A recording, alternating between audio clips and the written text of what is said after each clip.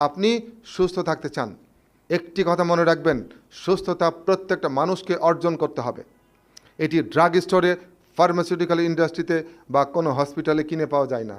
এটি আপনাকে অর্জন করতে হবে এবং সেই জন্য জানতে হবে যে আপনি কি খাবেন, কখন খাবেন এবং কতটুকু খাবেন। তো চলুন একদম সকাল থেকে শুরু করে রাত পর্যন্ত আমরা জানার চেষ্টা করি মোটামুটি কিভাবে খেলে আপনি সুস্থ থাকবেন, আপনার ওজন ঠিক থাকবে এবং আপনি এই লাইফস্টাইল ডিজিজগুলো প্রতিরোধ করতে পারবেন।